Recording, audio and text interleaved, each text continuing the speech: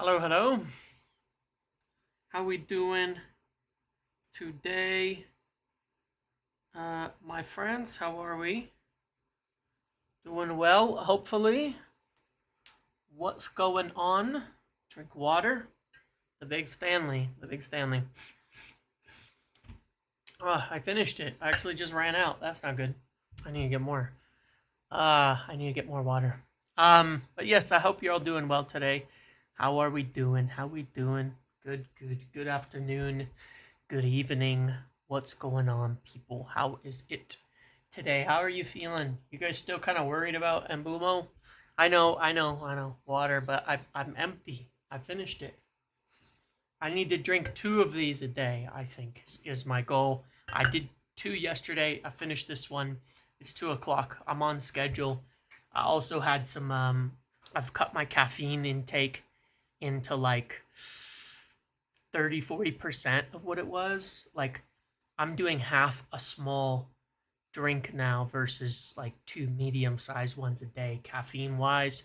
So, yeah, I'm making changes, and I'm actually okay. I'm doing better. Um, yes, doing all right. Calm down. Everything's okay. Listen to I me. think we might Listen to walk me. from the Mumo deal. It's getting ridiculous. Listen to me there. It's gonna be okay. I don't think we're gonna walk away. Um, I don't think we're gonna walk away.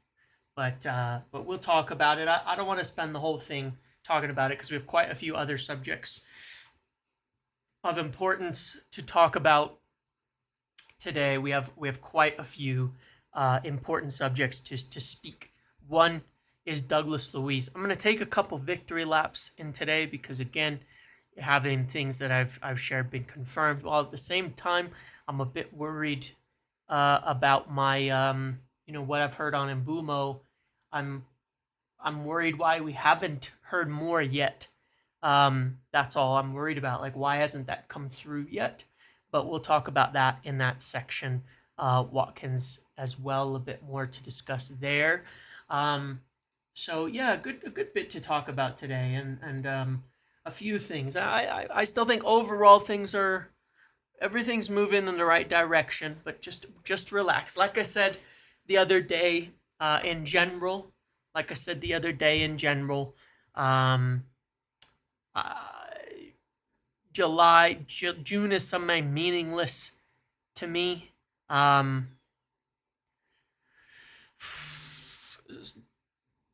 July is the real time, and this is what's going to determine just how well we're doing in the market. So this week is important to me. Getting started in training, getting into training is important to me. That certain things happen soon. I don't think that it's fair to say, that it's just, our pressure as fans wanting transfers and things like that. Um, we have to like we do it is right to put ourselves in a situation where we have players in for enough of preseason playing and training and all of that. That is important. That timing is important. That's not just, us. You know what I'm saying? That's not just like us as fans wanting transfers and things like that. That is, a factor of there's a necessity to get players over the line for preseason. We've got to do that. So a few things to discuss, but again, the timing matters. Calm down. Everything's okay. We need a midfielder badly. Bruno and Casemiro are both 31 plus. Is Agati good enough? And Mainu is still young. We really needed to get a Wharton or Balebar in this season. Well, we do need midfielders. In the end, we probably need 2, but the forwards are more important. And again, the one kind of argument that I've made all season, that some people have not really liked, and I still get kind of amused by the arguments about it because it's totally obvious based on our transfer dealings and our strategy. When you understand Ruben Amorim and the way he wants to play, which I still think for some reason 90% of fans don't, because if you haven't watched him in Sporting, in the league, not in the Champions League, if you haven't watched him at Sporting in the league, then you're going to have a hard time understanding what he does, what he brings to the table, and why we weren't ever this summer going to put everything into the midfield or put much money into the midfield. We weren't going to do that. And realistically, while it would be nice if we went and got midfielders, elite forwards make a bigger difference to his team setup and the way that he plays than the midfielders do. But it is interesting, some links about Hojlund being available for 40 million. I like Hojlund a lot. United liked him at one point as well. Obviously, Ruben Amorim really liked him. He's different to Ugarte and Palhinha. He is better on the ball. He is less athletic, though, pace-wise, ground coverage, but he's better at reading the game. Different type of player, less of a high presser, but I don't think we'll get him. But I kind of like it. I like him as a player in general. I would say he's less of a high. He's just different. He's just a bit different to Ugarte and Palhinha, who I think are more similar. I think he's a bit different to them from in terms of Amorim midfielders, Amorim sixes. Maybe better, maybe more footballer, less athlete. So I'm not sure when you have Bruno in your midfield that's the right direction. I think it's the wrong direction. I think you need more athletic, not less athletic, in the midfield moving forward to partner Bruno. I think you're gonna need someone who covers ground. If you're gonna buy someone, they need to somehow cover ground as well or better than Ugarte, not worse, for sure. But we will see. I think it's the wrong way to go to move to Hojlund, to get Hojlund, unless you were not playing Bruno in the midfield. Then he would be a good player to have with different partners. Like Hojlund and Kobbie Mainoo would make a good partnership potentially. Same as I think, frankly, Ugarte or Palhinha and Mainoo would make a good partnership. But if it's Bruno, I think it's somebody else. That would be helpful.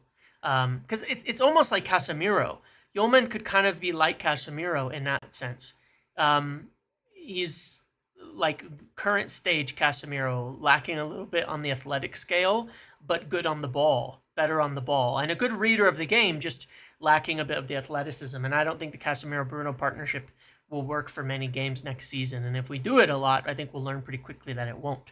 And for the expense, I think that could be a mistake. For sure. We'll talk about Douglas Luiz. I don't think Douglas Luiz is being considered as a partner for Bruno at all. I don't think that's the reason in the slightest for Douglas Luiz links and all of that. So we'll talk about Luiz here in a minute. I do have an agenda so that we don't just talk about nothing. 700 plus people coming in now. Let's get likes going and flying as we get started, and then we will get to our all of the subjects that we want to discuss here. All right. I'm out. I need to go get some more water. I finished it, but thank you for the reminders. I've done really well on my water drinking today. I've drank a full Stanley, and I had like a good smoothie, no caffeine, no nothing weird in it, low sugar. So I've had a lot of fluids today, and very little caffeine. So we're doing good.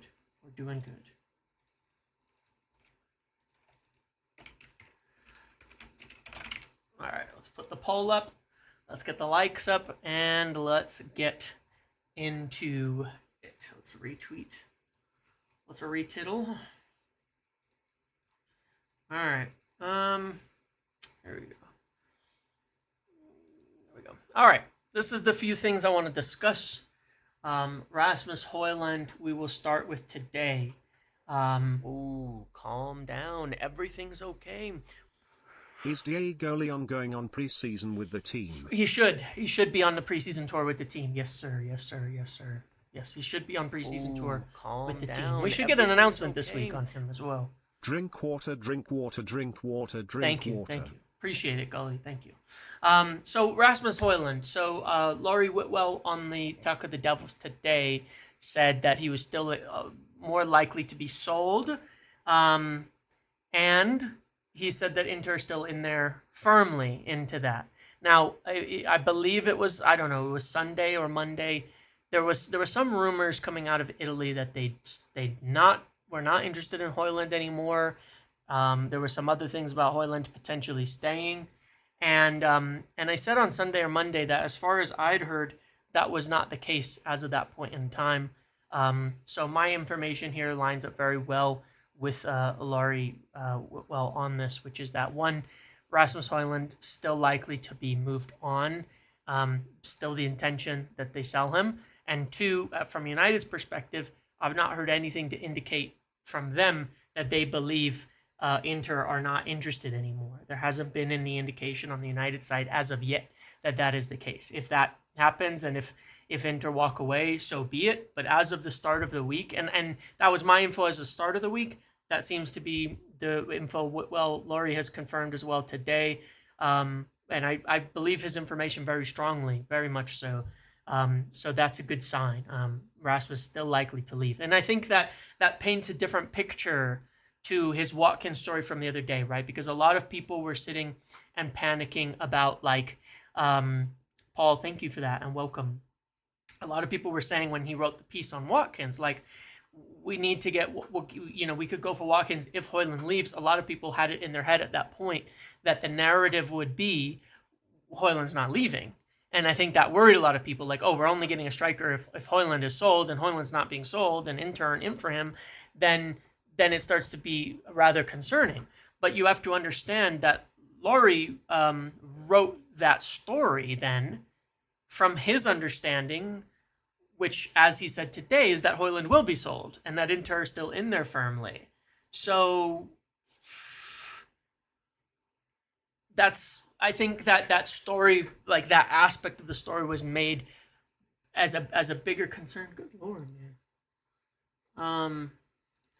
That story was made as a bigger concern than it needed to be. Like, I think people made a meal out of that. You know what I'm saying? That it was like, oh, we're not gonna get a striker in. Then is how they were reading that. But from his perspective, he's writing it from the perspective of Hojlund is likely to leave. So it's more like it's likely to happen that we will let him go. And that means we're going to get a striker, and Ollie Watkins is one we're checking in on. So I think that colors the story very differently than maybe people took that in the first place. You know what I'm saying? That's my perspective on that as well. But yes, my information as of yet was, at least as of Monday, Monday, that there was still interest in Hojlund, that he was still likely to go. And that from United's perspective, they hadn't been told that Inter were not in for him. It just might take some time to get something moving on that. So hopefully it does. In addition, when you read the other aspects of the stories, there's other sales we can make that would give us the money for striker, not just Rasmus Hojlund. I think that that's very, very true as well. After Mbeumo, we certainly do need to sell some players, but we have a lot of players that can be sold that can give us money to make more signings, including of course Rasmus Hojlund. So, that as of today, Hojlund is still likely to be moved on. Hojlund still not likely to be the main man for leading the line next season. And as far as I know from United's perspective, they've yet to be informed Inter not in for Hojlund at this point in time. So I think this one will take a bit to continue to develop, but we'll continue to go on with that. Moving on to the next thing, which is Douglas Luiz. So this is obviously a super interesting one from my perspective. This is really, really interesting, this Douglas Luiz thing. Now, again, I take another victory lap and say I've been suggesting that this would come up for like weeks now. And it has. And we were, again, I'm saying that, from United's perspective, they had an interest in Douglas Luiz as far back as January. From before, they have had an interest in Douglas Luiz. They are interested in him. They have liked him, but how much? That's the question. And what would they be willing to do? So Giovanni Albanese says today, this. Let me put the right thing on the screen. He said Douglas Luiz is a profile appreciated by Manchester United. Last January, the Brazilian chose to stay at United. Okay. Oh, thank you for that, Paul. The Brazilian chose to stay at Juve, but now he could become a key piece in the Sancho deal. So there's been a lot of talk of that, obviously, and Luiz being one of the potential players that could be brought in for this. And I'm in the middle, like on Douglas Luiz. Like, he's not a player that for me is like super exciting or like some crazy player or something like that. But I do think he's a solid option. I think he's a solid player who adds goals to the team. Now, the thing I want to make very clear here is that from my understanding, I don't believe he'd be looked at as the partner for Bruno, okay? From my understanding, he would be more of another piece. He's not, like, I don't think he would necessarily replace the need for another midfielder to come in. Let me just pull something up here and show you my kind of thought on this, because this is at least my understanding of the situation, if they were to take him, and then I'll talk through some of the details on this. Here, let me just pull something up. He's playing at the Club World Cup or he was, I guess Juve got knocked out the other day, right? Let's go back to the Premier League. Let's look at where he played. Like, let me make sure this works. He's a box-to-box player, right? I mean, this is where he was playing for Aston Villa. Right in the middle, a box-to-box player, can get involved, can take set pieces, can do a lot of those things. For Juventus, where's he been playing?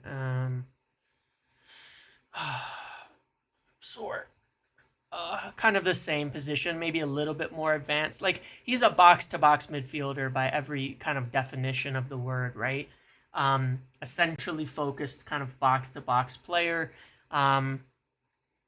He's energetic. He's good in that respect. And kind of the way that I would see it is more like this, because one of the concerns that I've had personally, which is a little bit odd to think about, is with all of the players that we're moving on, we're actually could still end up short in the front line, if you think about it. If Garnacho is not an option, Sancho's not an option, Antony's not an option, Hojlund is likely to be sold. Well, look at our front line. You have Watkins. If you sign a striker, let's say it's Watkins. You have Xerxes. You have Mbeumo. You have Mainoo. You have Cunha. You have Mount. This isn't a ton of options. Obviously Ahmad can fill in here too, and you can play Dallo. But in an ideal world, this doesn't give you like a ton of options up front. This isn't like you actually could end up short on forwards at some point. These are not bad options as depth. Mainoo, Xerxes, Mount. But Mount's not particularly reliable. You know what I'm saying? So what does Douglas Luiz give you? Well, Douglas Luiz gives you the opportunity where, let's say Mbeumo is out at the moment, you could run this. Oops. Douglas Luiz, I believe, gives you another option here. This is a good fit. This gives you more ability to move Bruno up into the 10. This gives you more of the ability to be flexible in the way that you play, right? Give you ability to be more flexible in what you're doing without necessarily losing goals, because he's still a strong attacking midfielder, scores goals, gets a lot of chances and things like that. And so, yeah, I think that Douglas Luiz gives you a bit of a possibility there. It means you can rotate him with Bruno. It means you can do different things. Again, what if Mason Mount gets injured in one game? You can't rely on Mason Mount as of yet. Well, that might mean Kobbie Mainoo is your main rotation for one of these guys, and Bruno, and there's a lot of different ways that it could work. But at the end of it, you might still for 4 attacking positions, 3 forwards and 1 attacking 8. You need more than 6 players. You want to have fully 8 solid players. We won't have that, and one of those is Mount. So we don't have a ton of reliable players in this kind of spot. Everything's okay. Does Elanga have a back close? If yes, let's bring him back. No, and we're not going to bring him back. He doesn't, and we're not going to bring him back. So that's kind of the situation as I see it. It gives you flexibility, and again, that's if you buy Mbeumo, you know what I mean, which I think we will, and that's if you buy a striker, which I think you will. But those things haven't even happened yet. Like, this gives you 8 players for 4 positions. That's what you need. 8 players for 4 positions. I think that's fine. And you're not signing players just for one season either. You are signing players for multiple seasons. You're not signing players because just we have 1 year. You're signing players for the future. We're signing players for the long term. Now, Douglas Luiz may be considering just a 1-year loan as an initial deal, but the point being, you'd want to see how it's considered. So I think that gives you depth. You still need another midfielder, no matter what, one way or another, because Casemiro is not going to be here for the long term either. No matter what way you look at it, we need more midfielders.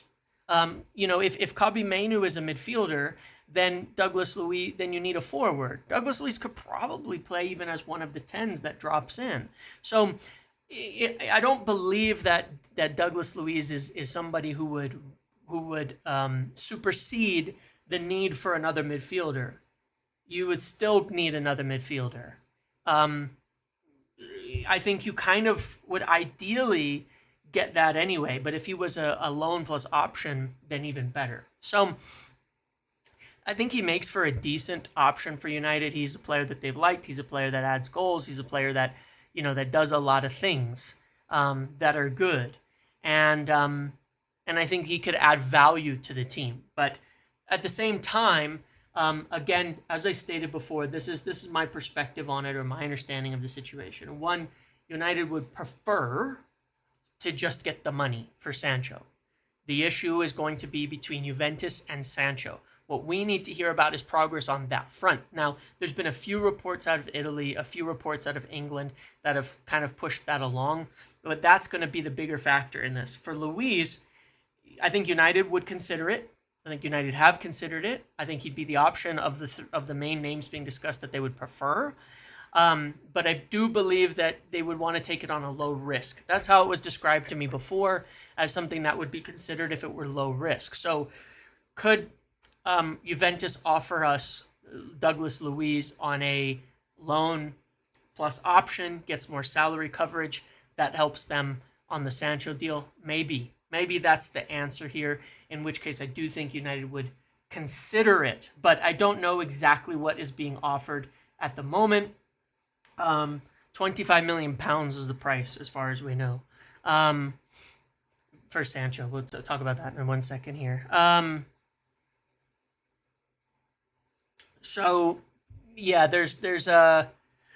so we'll see. We will see what happens here. We'll see how they consider it. They haven't rejected the offer yet, or the all of this. But again, there may be a lot. There's a lot of moving parts in this Jadon Sancho deal right now. A ton of moving parts at the moment.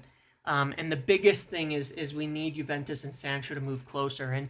And from their perspective, they're probably looking at it and saying, if you're willing to take Douglas Luiz on a loan, an option, we cover some of the salary, we can offer Sancho a bit more, we could negotiate a bit better terms, and maybe get a deal done here.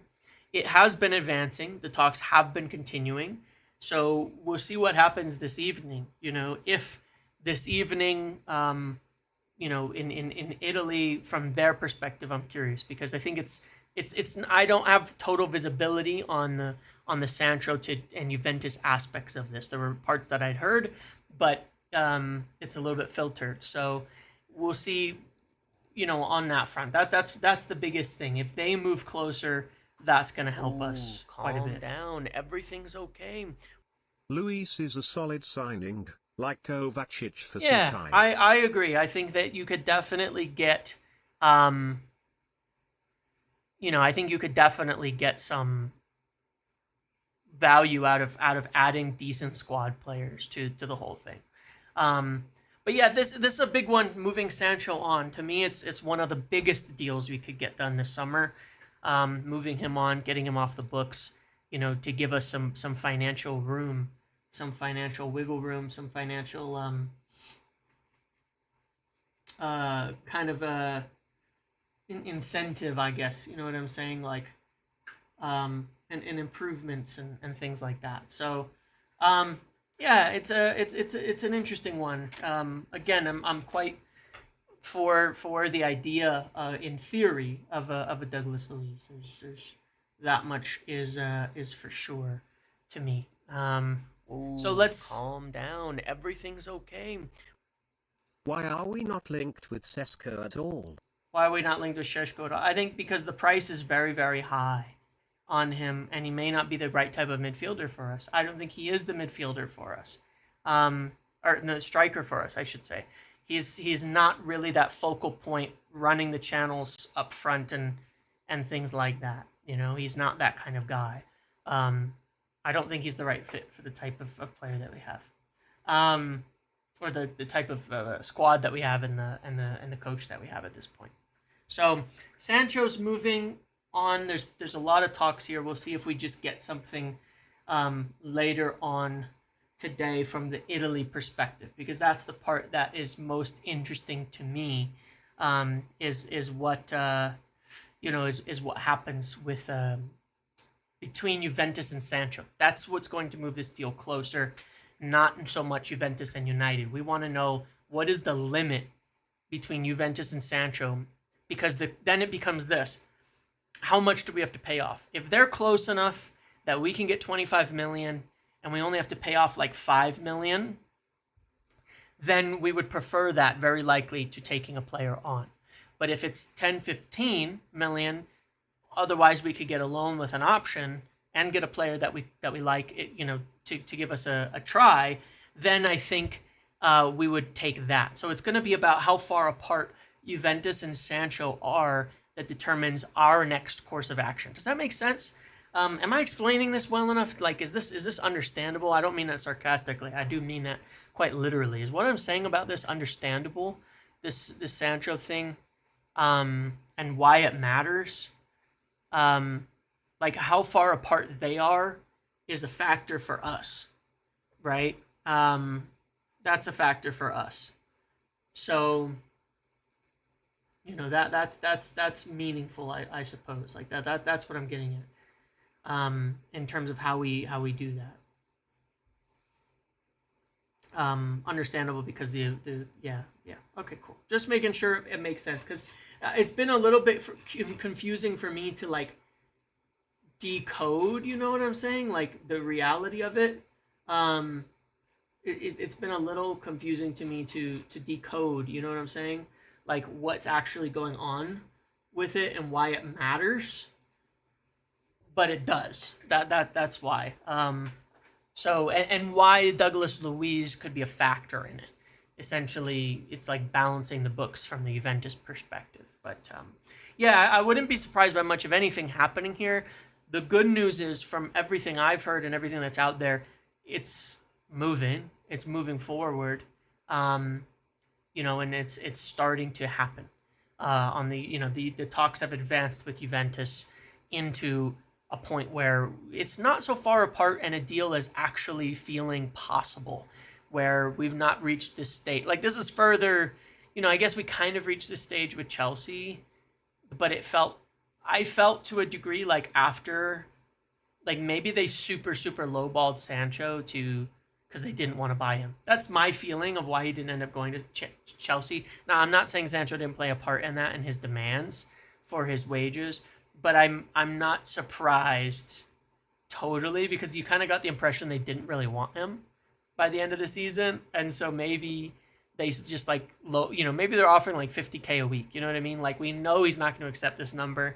We're going to offer it so low that he's going to turn it down, and then we won't have to buy him. So I think we've moved. I think we're fast. I think we're in that sense ahead of that in terms of moving Sancho to Juventus, and the deal is a little bit more likely. On Mbeumo, yeah, look, where's this stand as of today? As of Sunday, I'm strongly hearing from very good sources on this that they were working on this new offer. Again, I even have kind of an amount in mind from the discussions about where this was at. Am I frustrated that there's no reports on it yet? Calm down, everything's okay. Weren't we not supposed to drag deals under Ineos? Yeah, agreed. Like I said, am I frustrated that it's not quite there yet? Yes. I am. Because it should be, and I don't have the info to explain why it isn't. I can look at it in two perspectives. Number one is an optimistic perspective on it, which is that basically, guys, it's only July 2nd. So like after July 1, it would be hit and run. It's only July 2nd. It's not like it's crazy after July 1st. One perspective is that, look, a bid is a bid, right? When you make a bid, which is what's been reported, were two bids. Those are the things that leaked. The talks themselves were not leaking. The talks themselves, like the general negotiations in between, there was not a lot of like chatter about that. That has been, that has been not much. A bid is a bid, and a bid is official, right? An actual bid, like the two that we made, were like in writing. This is the offer, all the details, things like that. You know what I'm saying? Like, that's a bid.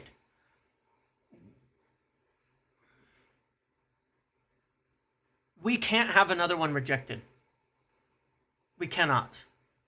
And it would be pointless to make a bid now again. It was even the second time, I would say they made a little bit of a mistake there, in my opinion. Bricks, honestly, must get this done ASAP. Thank you for the membership, but I agree. I feel like the second one was a bit of a mistake, but the third one, we cannot have it rejected. We can't. Absolutely cannot have it rejected, right? And so an optimistic view of this is that if they're prepared to make this kind of offer, what can happen? They can go to Brentford and say, hey, look, I'll let this read out and then I'll describe it. Okay. You guys have donated too much today, so is going to be used it's a little more interrupting than like usual. You described. Where does that leave Kobe? Does he view Kobe as a 6 or in Ugarte's spot? Good question, and I think, again, like as a 10, as an 8, like being flexible, because we have enough, we need enough players to cover all of the positions and things like that. No, but look, there's also the possibility that we came to Brentford, said, because the talks have been ongoing. That much I can say is totally correct. There's been regular contact. So when I hear there's an offer being prepared, and I kind of have an amount, but the talks are still happening with Brentford. What I think is happening in a semi-optimistic standpoint, we'll see at the end of the day, in a semi-optimistic standpoint, is that they have this offer kind of in mind of what they think will work.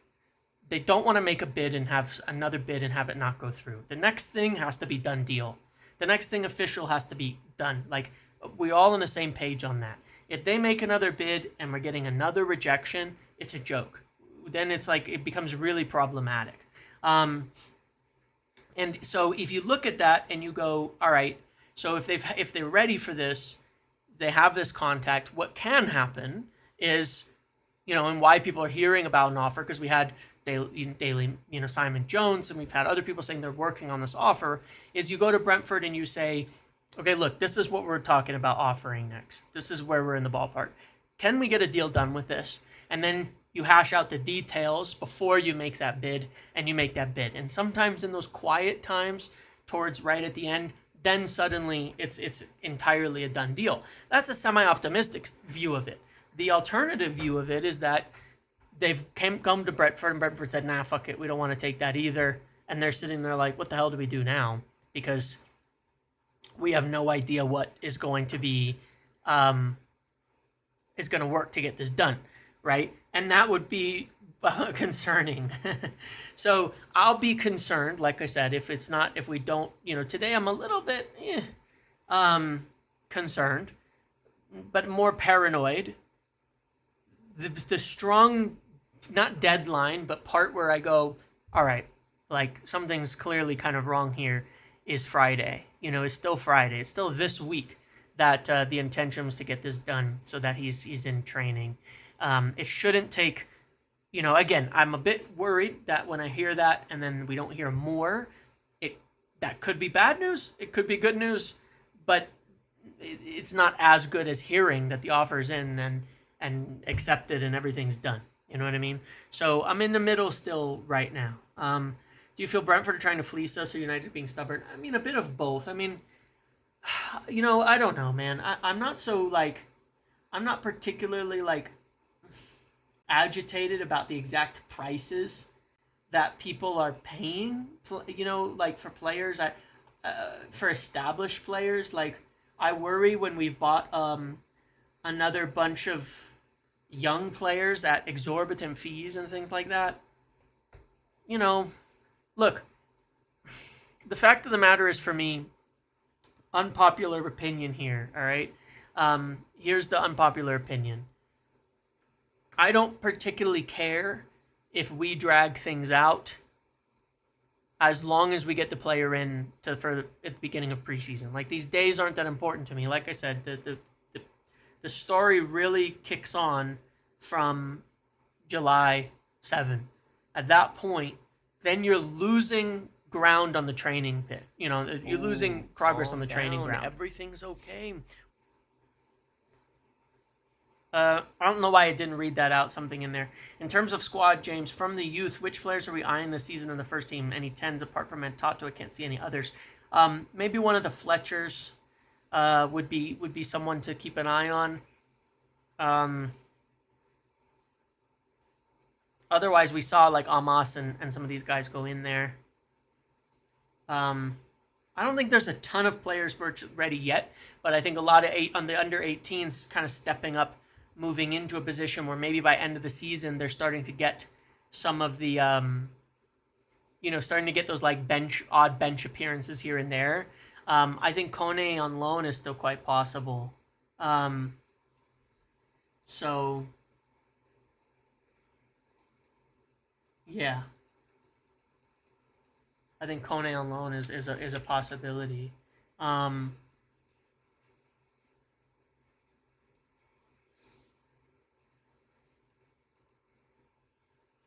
think Kone on loan there. Yeah, Jim Thwaites.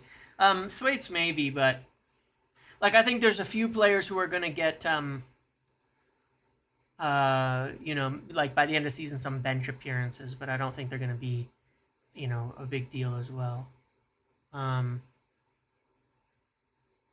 Yeah, I saw that from Howard Nurse. Howard Nurse is a notoriously trolly. I'm not insulting him. He's the editor at BBC for a long time. He's been around the block, but I wouldn't take Howard Nurse saying X then, which is kind of his meme at this point, to say to mean much. I mean, maybe it will, maybe it won't, but you can't really take it particularly seriously. Yeah,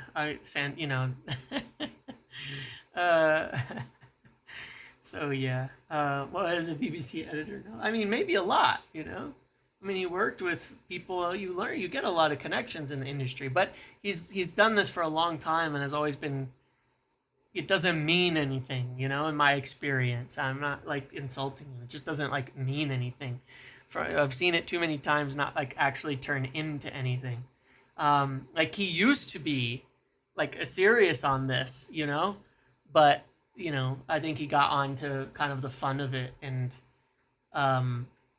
Yeah, so he said Frankie then, he said Sancho then, he said a few things, you know what I mean? So, yeah. Yeah, but he did retire as well, I believe. So, I don't think he'd be massively involved at the in the moment, at this point in time. So I'm not thinking about that much right now. Um, sorry, one sec.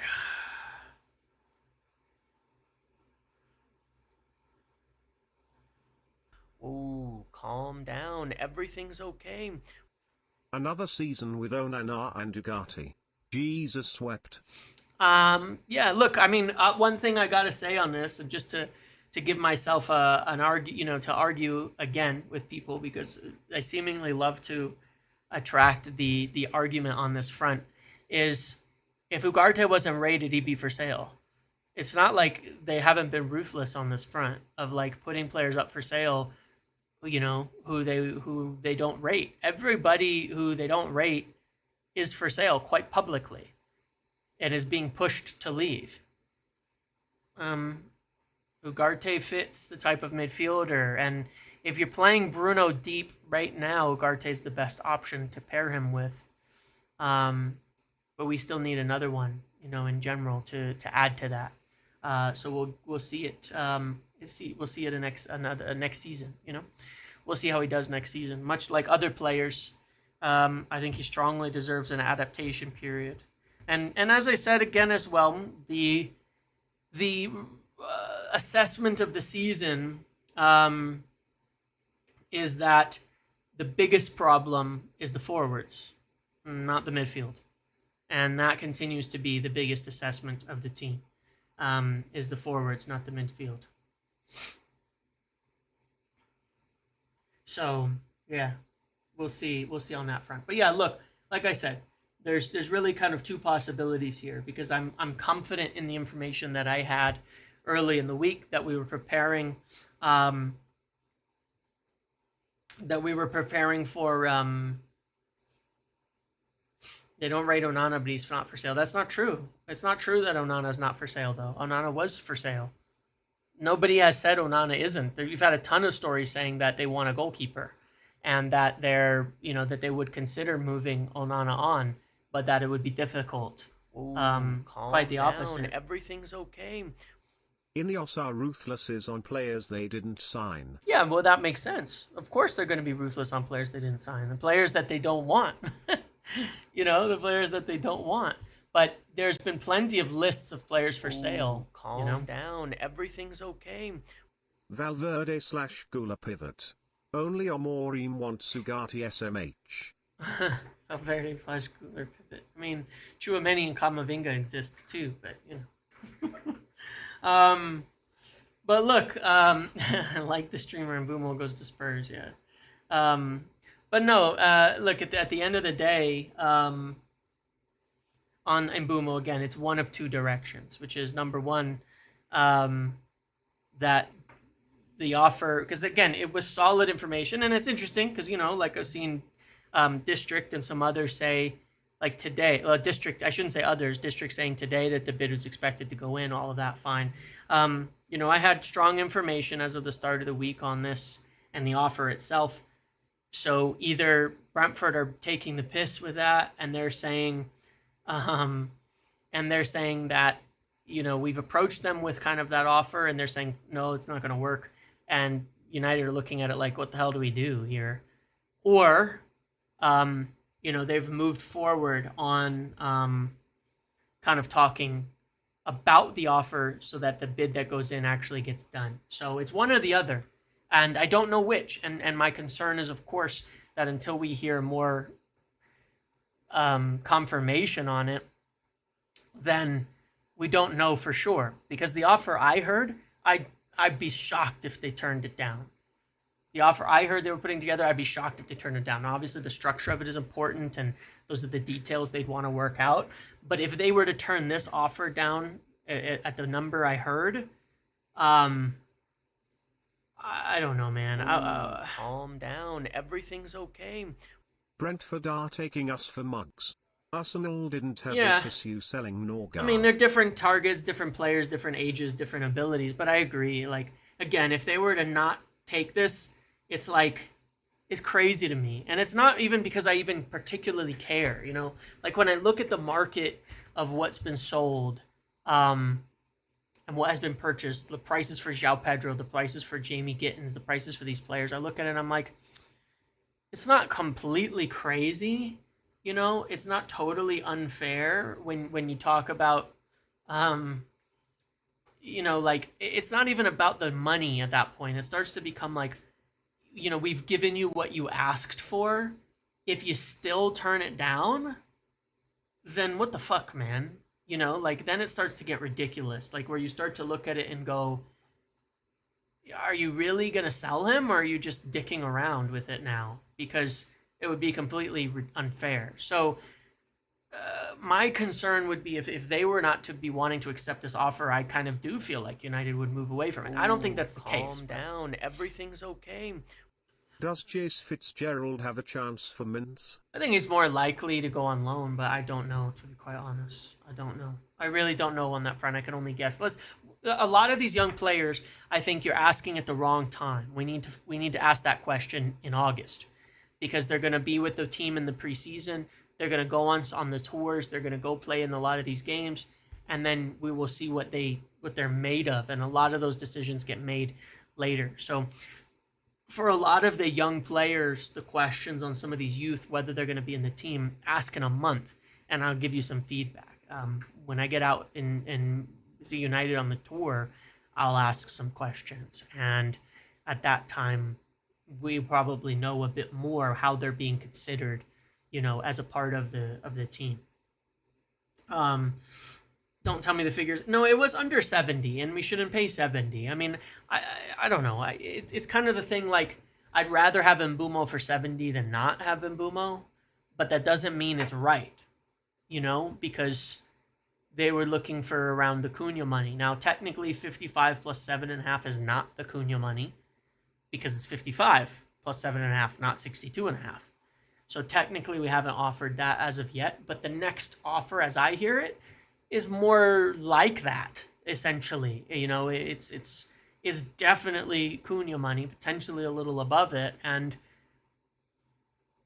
if they're not to accept that, then they are dicking around, and I think that that's unfair, and I think that that's wrong, and I think that then they're really just kind of trying to play us for fools in that respect, and I don't think that's right or fair, even though I'm not even like theoretically opposed to the player, you know, because I do really, really rate Premier League experience personally.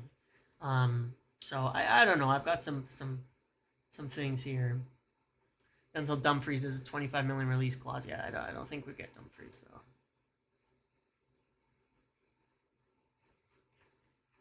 Unfortunately, my friends, I think Dumfries is a good player, but I don't think we're going to get him.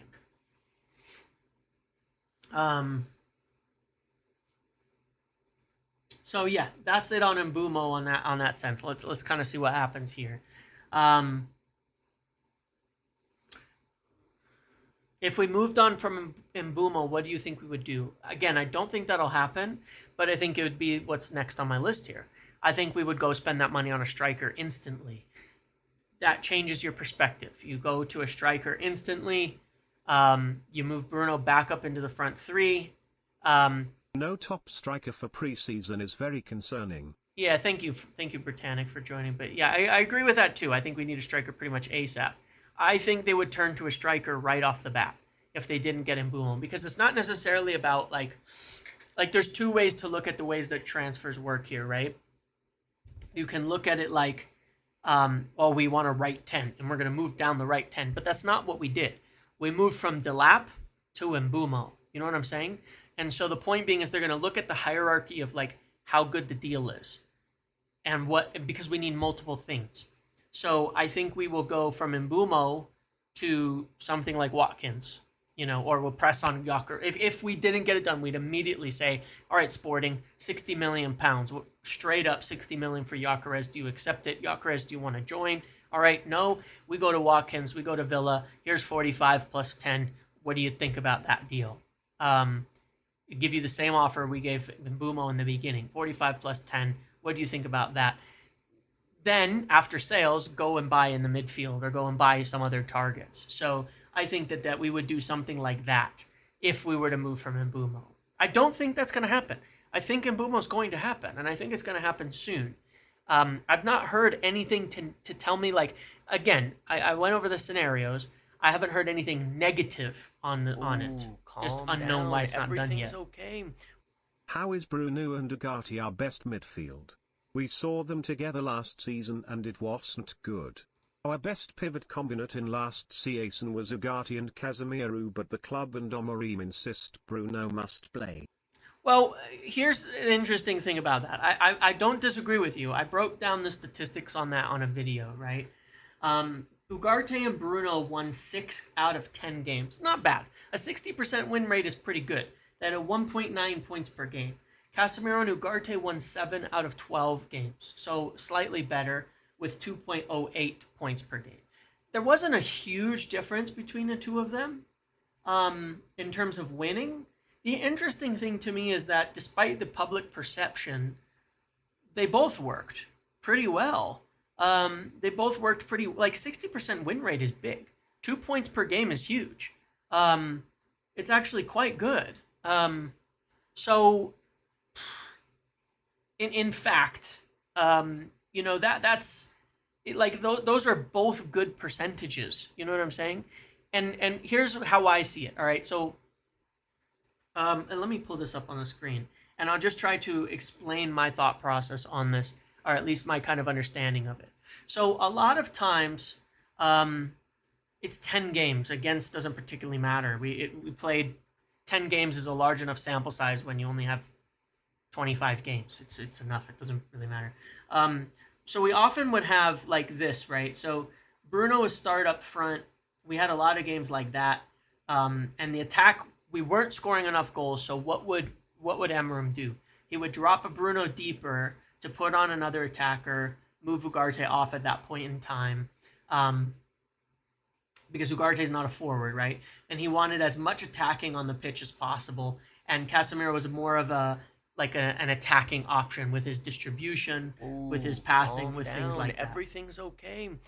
Who were the teams we played in those I'll go back and look in a second, and I'll show you. But there was big games in there for both. I mean, for Casemiro and Ugarte and Bruno and Ugarte. I mean, there was our Liverpool 2-2 away at Anfield. One of the best performances of the season, I think, was Bruno and Ugarte in the midfield, and I think that was still the best performance of the entire season. Maybe it was Ugarte and Mainu that game, and Bruno was up. I can't honestly remember. I'll have to go look, but there was big games for both partnerships. But I'll check it out in here in a second and look at it again. I did go through it at one point on a video.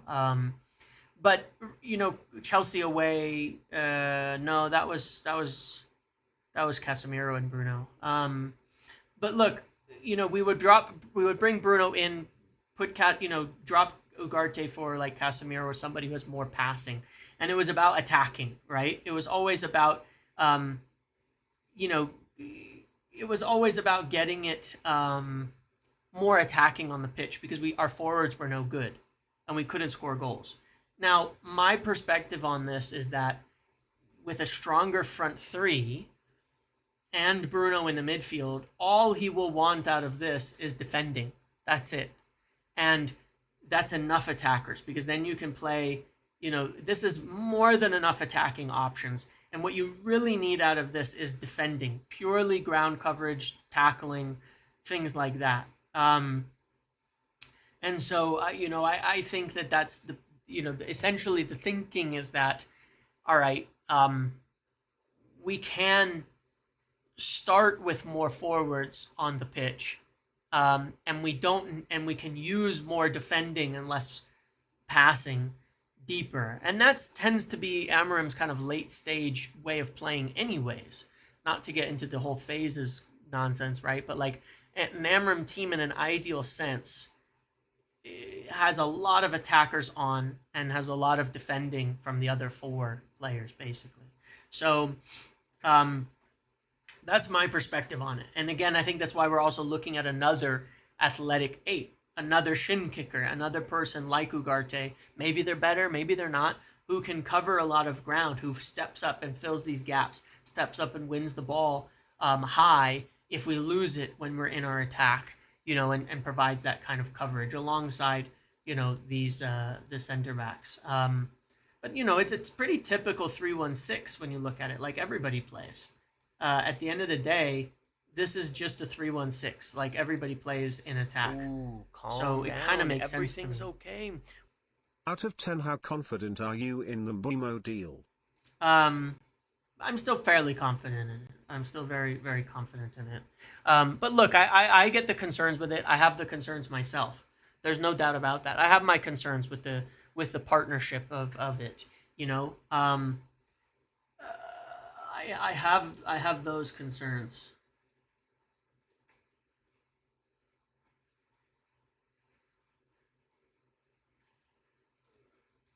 He posted about Sancho. Yeah, let's see. So this one's getting solid, man. So he's confirming, Juventus pushing ahead on this as well. And they've spoken this week and yada yada. So yeah. It's not much of an update, but just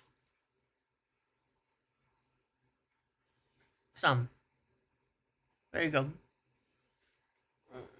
We know he's right. There are other clubs, to be fair, but I think Juventus is right now definitely a strong option. So hopefully we get some further updates on this. But gotta give credit to Giovanni Albanese and DiMarzio have been very strongly on reporting the Sancho Juve stuff. So I keep an eye on them on this deal for sure. 1 second. But look, I've got concerns on the midfield pairing and such as well. But for me, I'll say again, my concern is Bruno. It's like it depends. You know what I'm saying? Like with Bruno, it depends what version of Bruno you get. You know what I mean? Like, who are you getting? That's my biggest concern with Bruno is like, which Bruno do you get? Because there's a Bruno that trying to pair him in a 2 is like suicide. You know what I'm saying? It's like, it's never going to work. He's going to be too chaotic. You're going to need literal Superman to cover the ground next to him. And there's Bruno where you're like, okay, that could work. Those are the questions that I have. Which Bruno do you get? Because I think that, again, I think that determines, like, everything. You know what I mean? Like, which Bruno you get really tells you what can happen. And I thought Bruno adjusted quite well as the season went on. If he's Bruno that's safer with the ball, Bruno that's willing to turn, carry on the dribble, if it's Bruno that's willing to be a bit more disciplined, then I think that you can partner him and it'll work. If it's Bruno that is like chaos, then I don't think it's going to work with like anybody. But here, like for example, one of the games, like, so there was the Leicester 3-0, Bruno and Ugarte in the midfield in that game. Should have favored Ugarte. And the accusations got dominated in that game. That was with Ericsson. What did we play in this game? That was Ericsson as well, right? It's kind of tough because as we got towards the end of the season, we started playing a lot of City versus United. This is the one. City away, the Etihad, we played Ugarte and Bruno together. I thought that was a really good game for us in the end. We won as well. So it's not like there was no big games that we played that partnership and it worked. We played it against City and won at the Etihad. I mean, you could do worse than that. I don't remember what were all the games that we played here.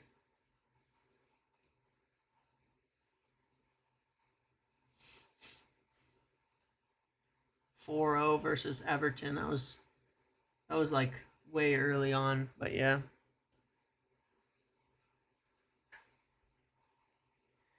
Yeah, so we'll see. We'll see. We'll see what Emram does in preseason. I'm not going to panic either way yet. Like I say, I have the same concerns. If you were to just ask me straight up, I would have just played Bruno up front, got a striker, and got another midfielder and partnered them with Ugarte and just done that. But yeah, Liverpool away was Ugarte and Mainu. It was, yeah. And I still like that partnership. I was like, I would have stuck with the Ugarte Mainu partnership and moved Bruno up front, got a striker, maybe bought another center back, a pacier center back to play in the middle instead of Maguire and De Ligt, if it was up to me. Because in theory, one more time, in theory, you're gonna ask one of these center backs to step up and into the midfield in many phases of play, like a normal back four, and do that. But you want pacier. Now that can be done from the wide center backs too, but then you're leaving less pacey center backs in there. So a few different things that could be looked at in this respect. But we'll see what happens. On to Ollie Watkins, obviously. I think he's a strong option. I really do. And again, as was shared, this came up. Ooh, calm down. Everything's okay. Do you think Amorim will steps down if we're not buying the players he wants / needed this summer? No, he's not going anywhere anytime soon. He's not going anywhere anytime soon. But no, look, I think that on Ollie Watkins, he is a real strong option. He is a really, really strong option for United. And he's a player that when they were talking about Rashford, as Laurie said, they had that approach. United have followed him for literally years as a player. I think they would like him. On the cost, I don't think it'll be 60 million. This was the price in January ahead of their Champions League. They weren't wanting to lose another forward at the time. I believe he'd be available for a bit less. And the truth of the matter is where we've positioned ourselves now. Watkins or Gyökeres, we could, whichever one. If Arsenal don't go for one, then or both, then one of them's going to fall into our lap here, and that's a good sign. I think that's really good planning, because we looked at the Gyökeres thing. We're like, Ekitike probably not an option for us, but Gyökeres or Watkins, one of them will fall into our lap to a degree where there's not going to be a lot of competition. And in that sense, it's good. So it is what it is. Obviously, he is older, but I don't think that's a bad thing in this position. And Ruben Amorim has been pushing for, as I shared right before the end of the season, he's been pushing for players who are more ready to make an impact right away, who are ready to get something done. Ooh, calm down. Everything's okay. Leaking Amorim saying go find a Not new true. club has Not taken true. Sorry, off buddy. pound 30 Thank you for the mil. donation, but not Why true. would club wanna pay 50 meters for a player? United clearly don't want him. We never learn. Not true. I hear you and appreciate that, but it's not true. Here's the thing. People in football know more than we do. I've known for ages and talked about it for ages about Garnacho's issues.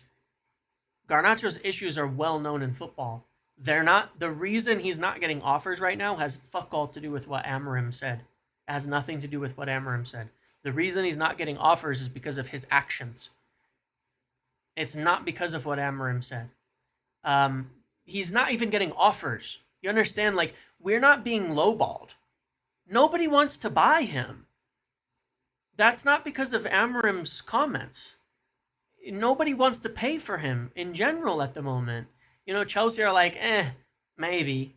We'll go buy Gittins. We'll go buy João Pedro. Maybe if you've taken Kunku off our hands, we'll take a punt at him. Nobody wants to buy him. If we were getting 20, 30 million offers left and right, you could say, yeah, clubs are trying to force us because of the comments. We have no offers. Nobody wants him. This is I'm not saying nobody wants him, because there is interest in him, right? Nobody's made an offer of any kind at all. serious offer for Garnacho.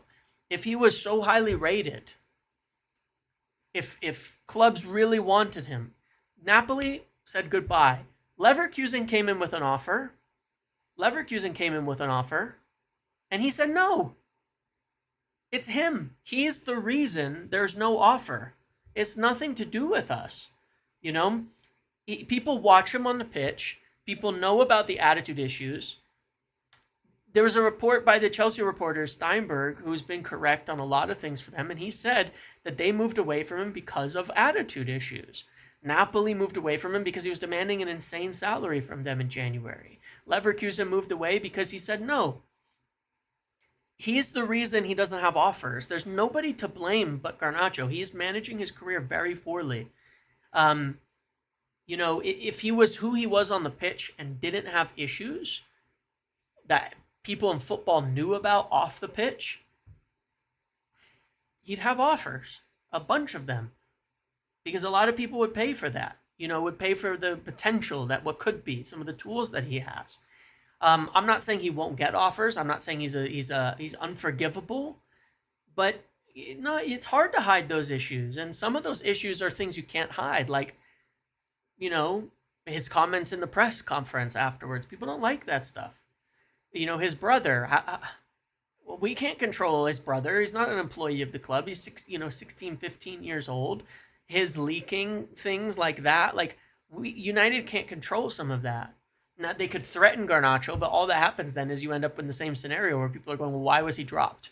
Why was he pulled out of the team? If we discipline him, why was he not there? You know what I mean? These things travel. Those stories are so hard to keep out of football, especially behind the scenes. They're easy to keep out of the press.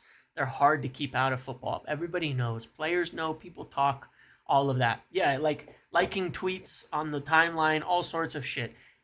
People spotted all of that. People knew all of that. Nobody could have hid. We couldn't have hid it much better. It's like, I don't know, man. Unfortunately, I don't know what else we could have done. But look, have we potentially lost some value on Garnacho with making some aspects of it more public? Yeah, some. But that's not why he's not going to be sold, unfortunately. Clips like that's not why he doesn't have offers. He doesn't have offers because of him. And if he was willing to go to other clubs in Europe, he would have more offers. But he's closed the door to a ton of clubs and is moving and is limiting himself to clubs that may take a punt on him, maybe not. And that lack of competition will also keep the price low. So what you're saying isn't totally wrong, but it's not why. It's not really the main causal factor.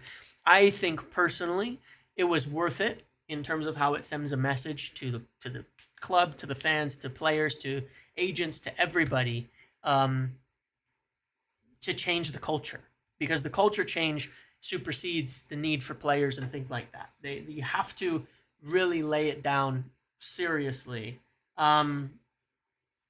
So that's how I feel on it. I think that it was worth it. I think that no matter what, the problem was mostly going to be with him.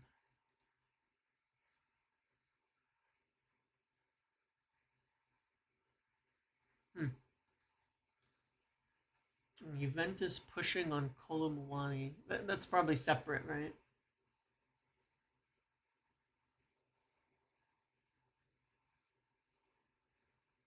Okay, yeah, that has nothing to. Okay, they're talking. Okay, that's separate to Sancho. Just making sure. Um, didn't the bidding of Rashford do enough of that? I mean, no. Any problem in the squad? I mean, I don't know. I still to say to this day, Garnacho was a much bigger issue than Rashford. Much bigger issue than Rashford. Like, it's not even close in my perspective. The difference was, of course, that Rashford had decided to go, basically. And that's fair enough. And he's on much bigger wages.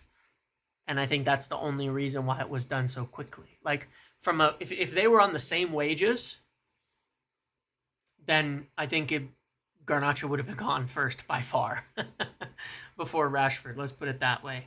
I think the wages were certainly a factor. in the need to push quickly out the door and all of that. That's just the reality of it.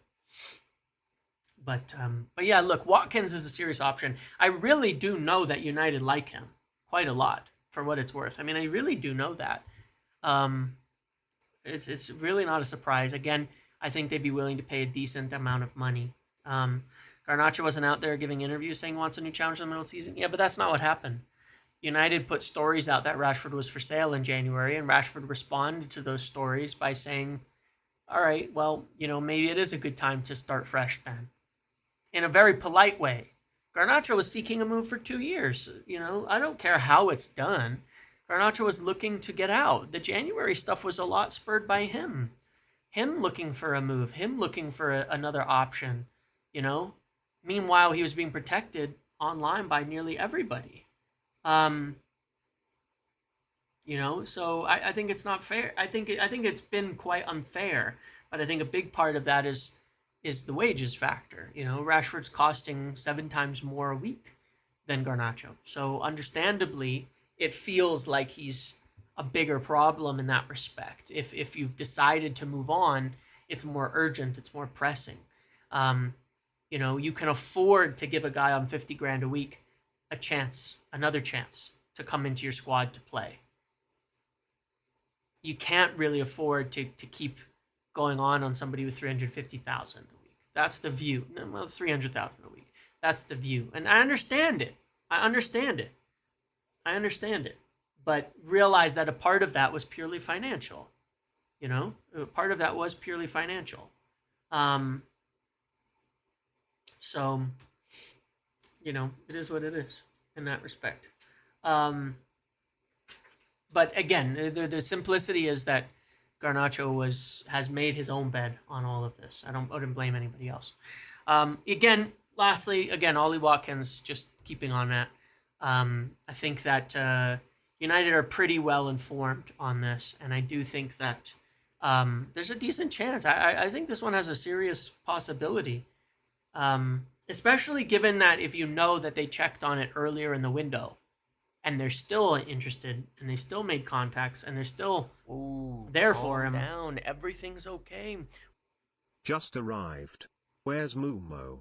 Grimacing face emoji, upside down face emoji, be worried. We talked about it.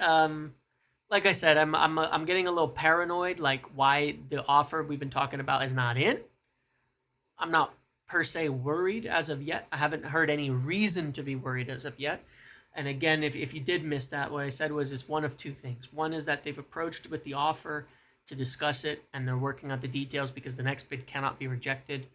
And that would be a good sign, and that could take a few days. Or two, they've approached with the offer, and Brentford have taken the piss and said, no, we're not going to accept that either. And they're trying to figure out what to do next, and that would be a bad sign. But I don't think that it's either of those. Like, I don't think it's the second one. There's no indication that it's the second one as of yet. It could very well be the first one. I've not heard of anything negative on this as of yet. I've got no reason to worry, more just the factor of it's solid info on what we're putting together for the offer. So the more time goes on and we don't hear about it, naturally you worry. But really I would worry on it later this week. And yes, again, on the Watkins thing, on those questions, if we walked away from Mbeumo, I think we'd put the money towards a striker right off of the bat. Yeah. I think we put the money towards a striker right off the bat.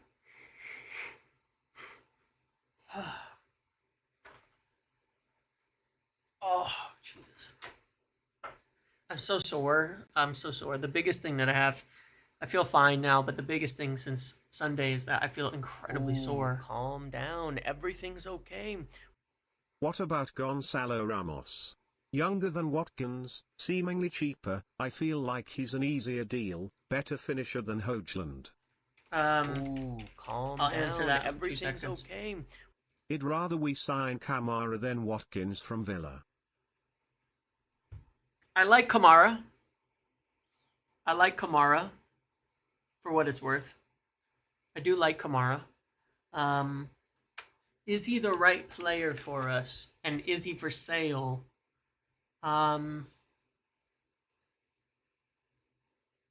I'm not sure. I'm not positive on that front. Like if I'm not sure if Kamara is the right player. Now he also just had a serious injury. Am I mistaken or not? Now he's a good player. They were a lot better with Kamara than without. He's look. All I would say is like it's not like he's some super stud on the ball. He's another ground eating, tackler player. You know what I mean?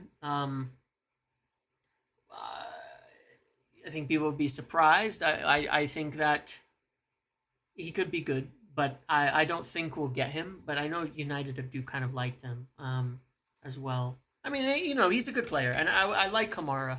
I think he's a good player, but I think he'd be very expensive. I don't think they want to sell him. I think that's part of the issue.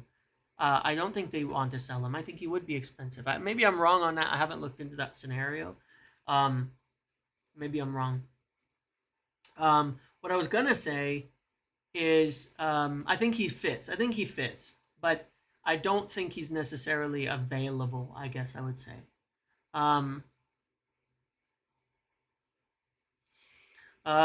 He was worried when he said that United are still putting calls in the check on players available. I think no, I'm not worried about that because I think that those are two different questions. Like there's different checks. There's checks and there's checks. You know what I'm saying? Like there's checks and there's checks. And you do multiple checks. There's checks later on when you go for like, okay, they're available, they're maybe interested, they're these things. Let's check again. What would it take to get a deal done? What's the offer here? Is anybody else so far this summer come in and start putting something on the table? We need to know what we're competing with, And I think that those are different checks than the other checks. So I'm not particularly worried about that. But this I wanted to share about Watkins and that question on Ramos. Here's, we've talked about this power forward thing with Ollie Watkins before and why he's, the guy. Like why Watkins is very similar to Gyökeres, and I'll show you this. This is from, I don't want to share the whole article from Carl, but he got it. Ooh, what happened? Oh, there we go. Sorry. But Carl understood this. They got this. Ollie Watkins has the highest percentage of runs in behind of any striker in the Premier League. Okay? He is the highest percentage in the entire Premier League of runs in behind. This is what we want. This is what Ruben Amorim wants. This is what he wants out of a striker, making those runs in behind. So this aligns very well with the point on that power forward thing. You know what I mean? So this aligns really, really well with that and tells me, yeah, Ollie Watkins is the right guy. And I think this was a really good piece from Carl and them on this to talk about it. And you look at it with Hojlund, he's up here to way down. And you look at like Jamie Vardy. This is why I suggested Jamie Vardy as like the guy. Because I looked at him and I was like, not the guy, but like as a backup. I suggested that earlier because I was like, Jamie Vardy is, in theory, the exact right type of striker. Obviously, he's old as hell. He can't be the guy. But I'd take him as a bench option. If you got another striker and you had some senior leadership, I would love to have Vardy. But this is what Ruben Amorim wants, as a player who makes a ton of runs in behind all the time. Mateta is strong on it as well, and I think that's why he was considered. Mateta's really turned into a strong runner, someone who's very good at attacking the center backs, pressuring them, all of that. So then you start to go down and down and down, and look, it's like, and then you get to different stylistic strikers. So this is a point, on Ollie Watkins, in alignment again with this whole power forward, concept that I keep going on about why they would like him and why they would appreciate him. Vardy's nearly 40. Look, I'm talking about a very free, low risk, another striker, you know what I mean? To come in, not like the guy, God. I like, a Cavani or something like that. But again, I'll point out Cavani. We signed Cavani at 33. If we'd signed him at 29, because Watkins is only 29, by the way. If we signed Cavani at 29, 29 to 30 year, 30, 31, 31 to 32, 32 to 33. We would have gotten the 5 years. Cavani was at the end of the 5 years. Was at the end of the 5 years that Watkins would be at if we signed him today. The year we had, the first year we had with Cavani would have been at the end of the 5 years we would get with Watkins. That's not short-term thinking. This idea that players are dead at 30 is insane. It's insane, especially strikers. Strikers tend to be late bloomers. Their best years are like 26, 27 to 33. That's when strikers are at their best. Watkins ain't no Cavani. Why is he so underrated? He's the third best goal scorer in 5 years, and they aren't that dissimilar. Cavani was a pretty hit or miss finisher at PSG as well, and across his career. He actually finished at United, was his best finishing season like ever, and I can show you that. Watkins is, again, Ollie Watkins is extremely underrated, and so I think people reveal themselves with that. If you don't like Watkins, that's fine, fair enough, but then you're making a different argument. Watkins is a really, really, really good player. Look, I'll show you something on Cavani here. Like, yeah, Benzema, like strikers are different, man. That's why I've been pushing so hard on getting an experienced striker. Because it matters. This is Cavani, you know. They don't have XG from all this time, but like the season before he joined, he was on he has a worse XG. He has a worse finishing record than Ollie Watkins. But this is the season. So 1, 2, 3, 4, 5. You see what I'm saying? The season Watkins would start the season at 29. So this would be Watkins' 5th season. Age-wise, would be Cavani's first season. Strikers don't just die at 30. He's a poor Rashford. That's crazy. That's crazy. You're the one who hates young players, Liam. I've seen your messages. And then you turn it down. No, I'm not saying Watkins is necessarily at that level, but the age factor is nonsensical to me. This is Benzema's best year was at 33 years old. Okay. That was his best season Palace ever. plays more like United than Aston Villa does. Think Mateta will suit the system more than Watkins, especially with Kuna and Mbeumo. I like Mateta a lot. I pushed Mateta a lot earlier in the year too. But it's funny because at the time, a lot of people were saying, Mateta, are you joking? What a terrible idea. Not you, but people hated the idea of Mateta when I first brought it up months ago. People hated it. Are you kidding me? Mateta? Now people like it. Yeah, I do like Mateta a lot, but I think he's liable to be really difficult to pull out from Palace is the problem there. I do really like Mateta. But people hated that idea back then. But you know, I think Watkins and Mateta are both similar in a respect. I think Watkins is a little more proven, but I think they're not dissimilar. I would rank my order here like Gyökeres, Watkins, Mateta. Like I'd be happy with any of those three, to be quite honest with you. I like all of them. But you know, again, same kind of reason. I do think Watkins does more than Mateta does. Mateta, I think, is a bit more like will tend to drop in and play make a bit more, as you can kind of see like with his passes to the box and stuff. Like, but his expected assists are a little lower. You know, he's a good finisher. Watkins is good, man. Here's the other factor. Karl Anker raised, which is why I really, really like Watkins as well. Another really, really good factor. Watkins is good in the fucking air. Do not underrate this aspect of Ollie Watkins being good in the air. He is a very, very good player in the air. And I've been saying that for all year. I've said that's my concern with the lap. That's even my concern with Gyökeres. We do not have players who are good in the air. When we face loaded defenses, we do not have guys who are good in the box, in the air, scoring goals. Watkins is very good in the air. He's one of the better strikers in the air in the Premier League at winning those aerial duels, getting those chances in the box. He's consistently been near the upper echelons of forwards in the air for years, and that cannot be underrated. We have got to be better at that. And I think that is a huge plus for Ollie Watkins. He scored 4 or 5 last season. Most seasons he's scoring headed goals at a decent rate.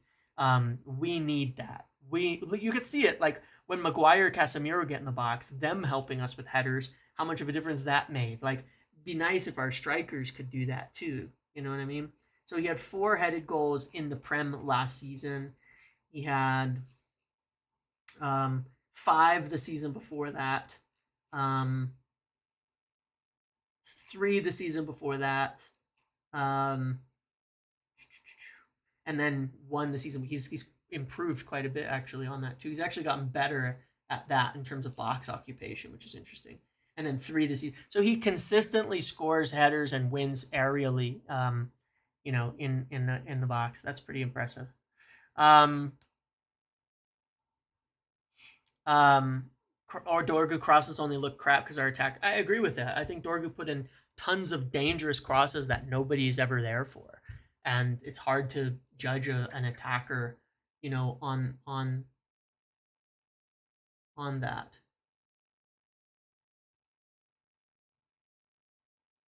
Huh. It's hard to judge players when you look at it that way. Like,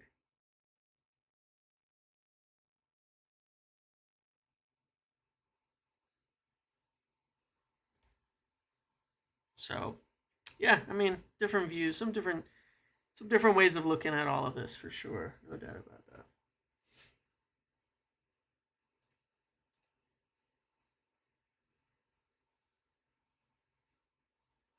Um,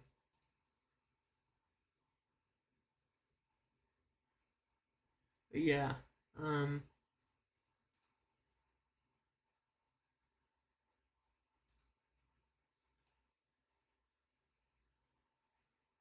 cool. Yeah, and again, I think that experience is important as well. I think that experience is really, really important. All right, let's see if there's anything else. And it's been an hour and a half, so I'll probably end it here. DeMarzio's doing his thing, but it looks like nothing yet in terms of Sancho or anything like that. So that's what we've got. Let's call it there. Let's see what happens on Mbeumo, my guys. I've kind of explained that situation where I see it standing at the moment. I hope we get an update tomorrow to know which direction it's gone. Sancho continues to press forward. Let's see, how close they get, which will determine whether we can just accept the money or whether we will likely need to look at someone like Douglas Luiz. And then we'll turn to our next things here. But Thursday, I still think we need to get some news tomorrow. No doubt about that. But I appreciate you all for being here. Thank you for supporting me. Thank you for being a part of the channel. Thank you for all your comments and views and all of that. Thank you very much. Like the stream on the way out, and I'll be back tomorrow with video or live. And if I can dig anything new up, I'll do a video in the morning. Otherwise, we'll just wait till a live later and see if I can. I'll try to have some information at least and something to say before I go do a video or live tomorrow, either way. But that's what we've got. Thank you all.